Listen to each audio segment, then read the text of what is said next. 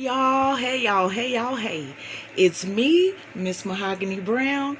I know it's been a while. I have not forgotten about y'all, and I know y'all didn't forget about me. You know, we all have these things called lives, which is priority. So, I have to take care of that first and foremost. But once again, like I said, I didn't forget about any of y'all. And I know y'all didn't forget about me. I love you guys. Mwah.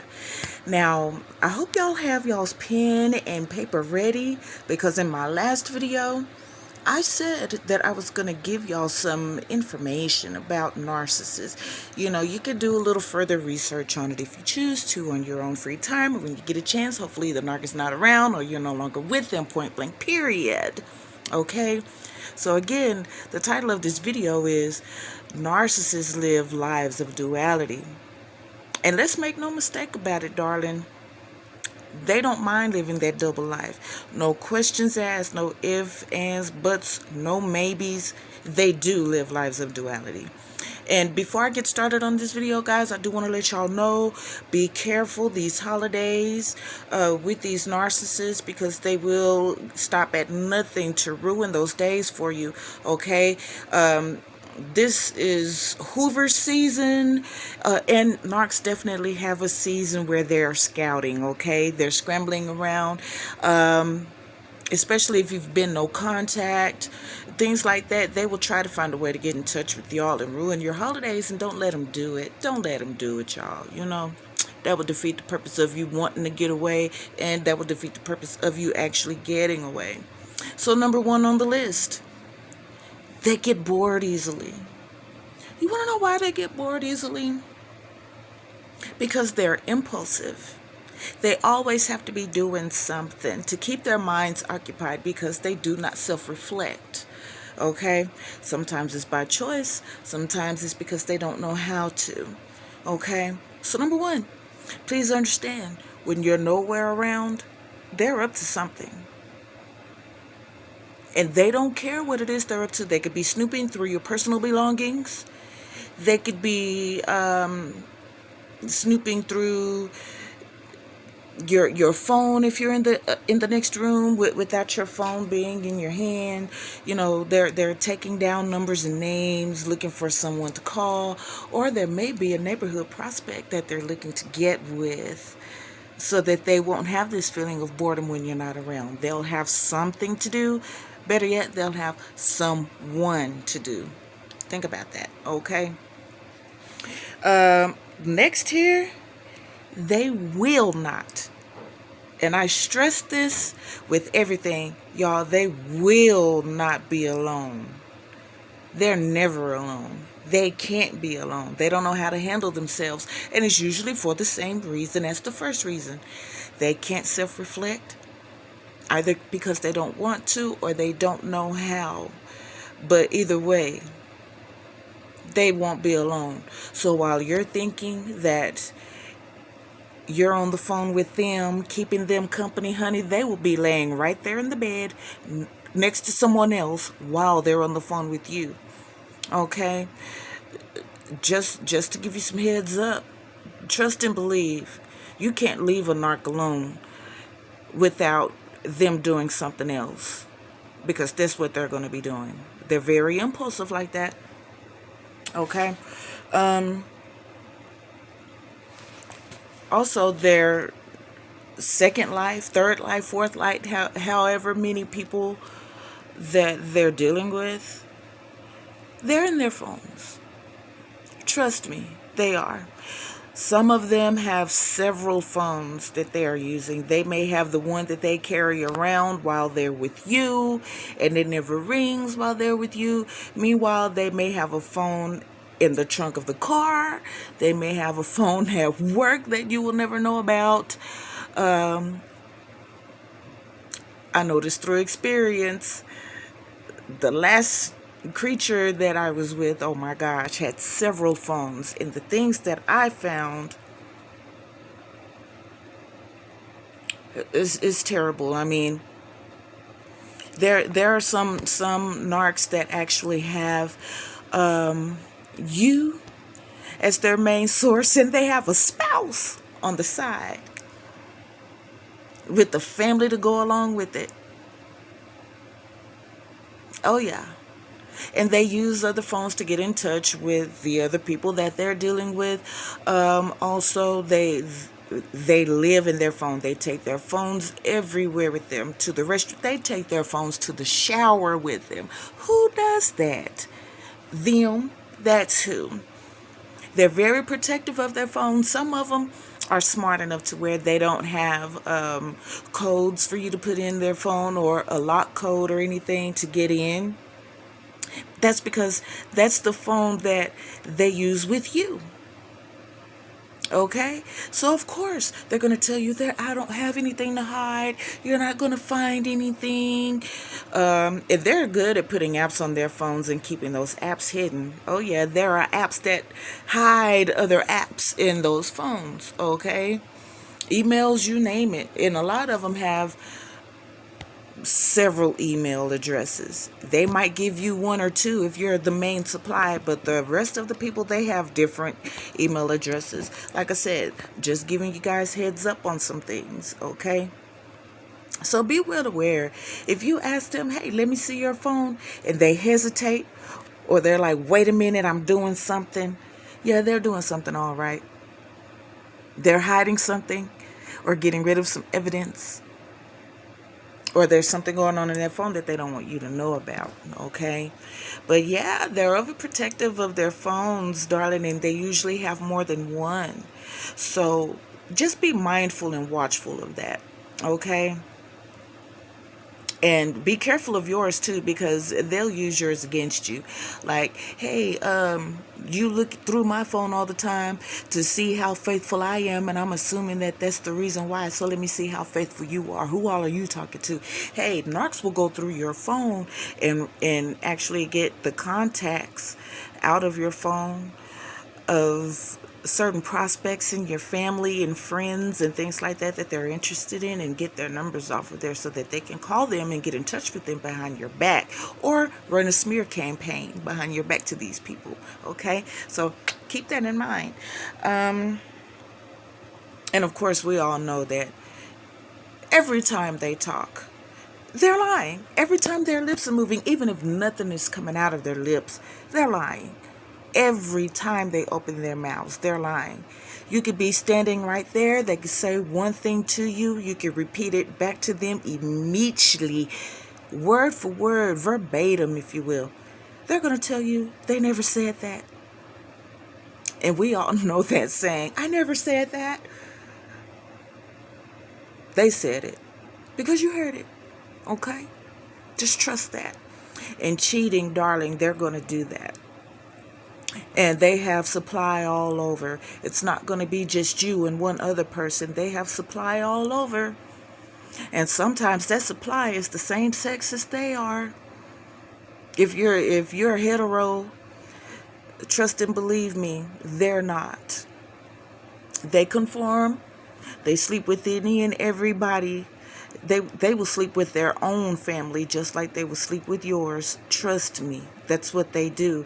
And sometimes their boys are not their boys. Their boys are their other thing that they're dealing with. Okay? As part of living that double life, their life of duality, darling. That's what they do. They're diabolical. Definitely. They're sadists at best. They have no scruples. They have if they show you that they have morals, trust and believe, it's a lie, because they live a lie. They tell you lies. Okay? That's what they're good at. They're maniacal too. I mean, who in their right mind is going to flip out on you for not believing a lie? Especially when they know that you know that they're lying, because you witnessed whatever it is that they're lying about. Straight denial is what they're good at. They'll deny it to you, to do. They play this game called crazy making. Okay, they want to trip out on you and flip out on you and act all enraged and Some of them may put their hands on you. Some of them will give you threats. Sometimes those threats are idle, sometimes they're not. You can never trust them. You can never let your guard down when it comes to these beings. Trust me, you can't. The day you do will be the day you regret it. So be mindful of that as well. And it all starts with deception. They have malice in their hearts, y'all. They can't function without dysfunction. Trust me, it's not your fault what you go through with the narcissist, okay? You have no control over the choices that they make, what they choose to do to you and others, what they choose to say to you and others. It's not your fault. The only thing that you should take accountability for is staying. It's when you stay. And I do understand sometimes it's hard to get away. You may just be with one of these absolute crazy, azy ones that if you leave, they'll hunt you down and kill you. That's what they're out for anyway.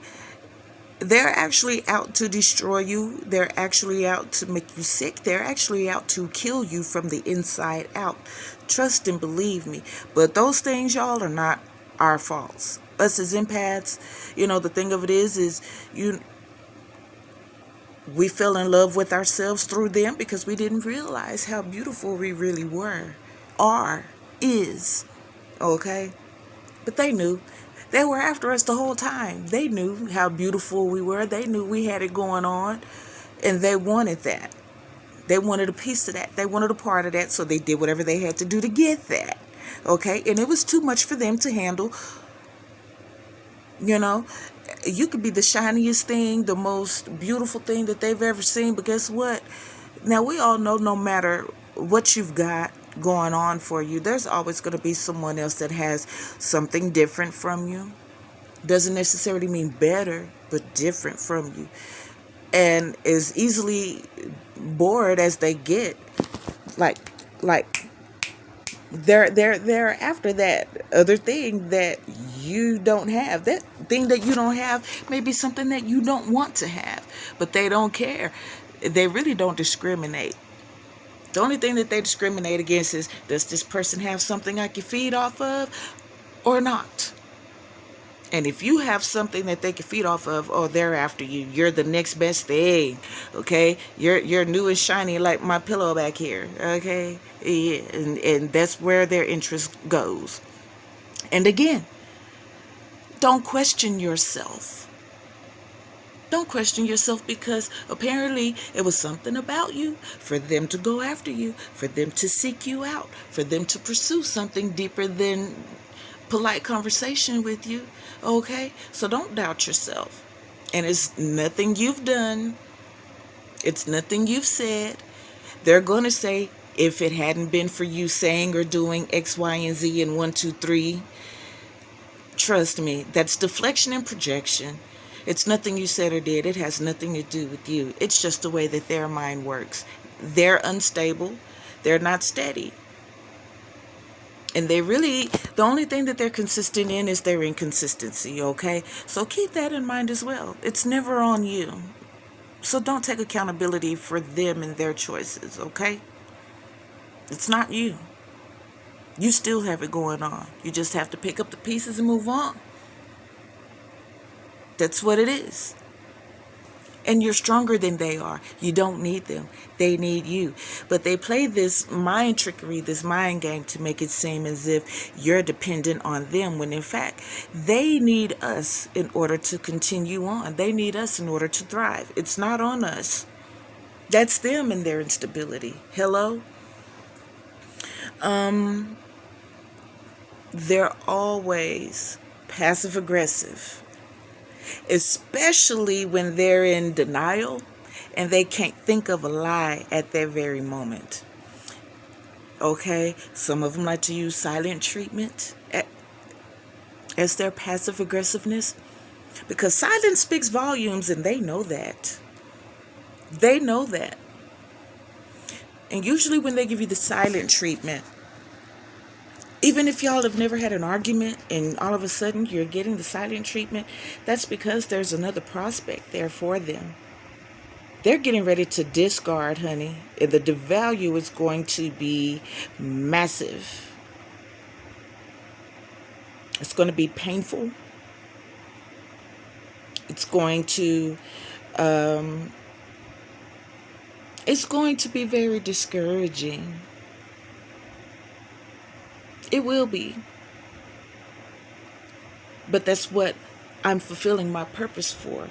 Because it's a lot of us empaths, or I'm already back on in my green pasture.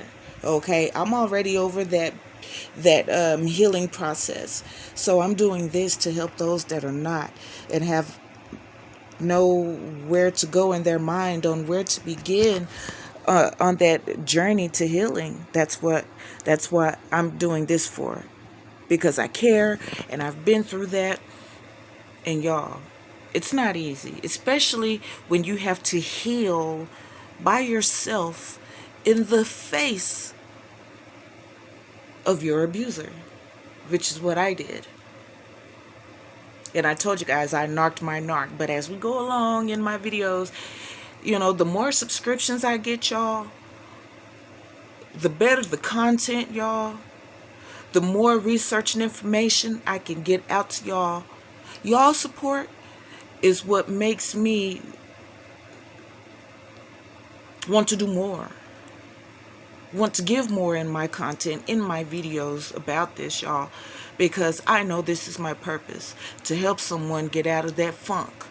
And sometimes we do have to fade the funk in order to get over that hump, darling. Sometimes you have to play a fool to fool the fool who's thinking that they're fooling you, darling. Sometimes you have to. Trust me, I had to narc my narc, and it wasn't easy, and it was painful. It was what it was. But, darling, I'm at my happiest. Please believe that. And I have more peace than I ever thought I could ever have in my life, even before the narc, y'all. Okay? Now, here's more. Now, when they're in denial, when we hear those famous phrases, I never said that, nothing happened, I never so much as said hello to him or her, it's a lie. Trust me. Or you're always insecure. Or that crazy making thing that they do, they pick on you and pick at you in private. And they like to do it especially when you're on your way to like public and family functions. They love doing it then so that they could, gather up their flying monkeys and make themselves look innocent, knowing full well that this person picked at you before you arrived. So you show up and you're upset and you're distant. And your abuser is going to be more or less like, see, I told you he or she was this and that and this and that. And of course the flying monkeys are going to believe it. They will run a smear campaign in your face. And they don't like being around you and your friends and your family unless it's about them. They love to be the center of attention. But if you're the center of attention, oh, please believe you're going to catch hell, and you're going to catch hell's hell. Because they don't want any light shining on you. They want all the attention. They're ego-driven. They're shame-based. They want what you've got. And if everyone seems to love you wherever you go, they will do their best to try to tear you down. And like I said, they like to do it from the inside out. Okay? Keep that in mind. And another thing is, a lot of us empaths, and this is going to be the last thing for part 1, by the way, because it's Christmas Eve and I've already started on my cooking and I've got to go back to it, okay? I just wanted to let you guys know I didn't forget about you. But the last thing I want to share with you in part 1 is, please understand, There are differences between ghosting and silent treatment, but then again, there's not. Okay? A lot of us empaths had it mistaken that ghosting is when they disappear on us. Yeah, that's a form of ghosting. But please understand that their silent treatment is a form of ghosting too, and they're ghosting us in our faces.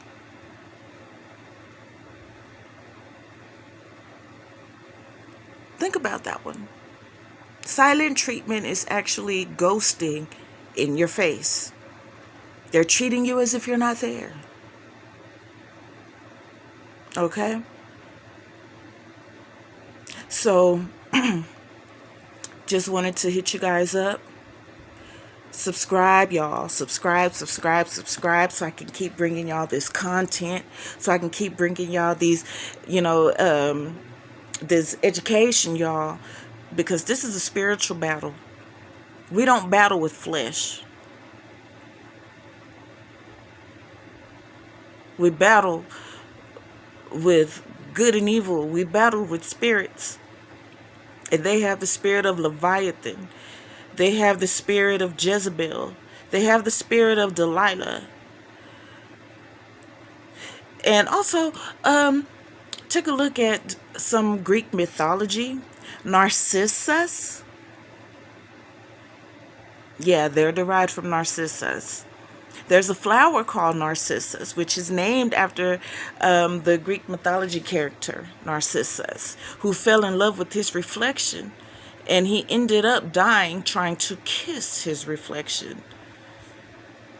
Yeah. Think about that, okay? You don't want to be the echo.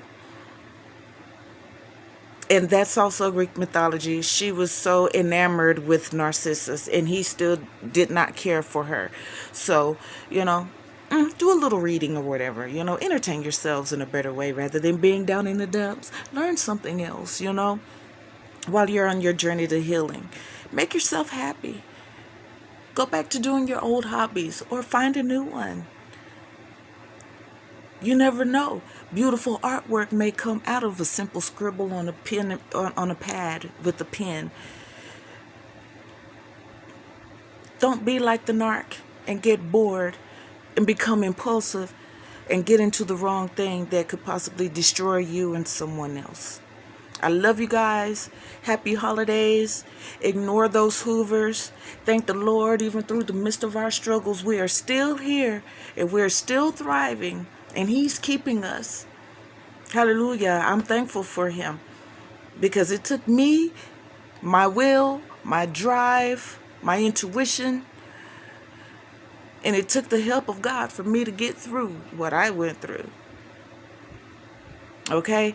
So until my next video, until part 2 of The Narcissist Lives a Life of Duality, I will see you then.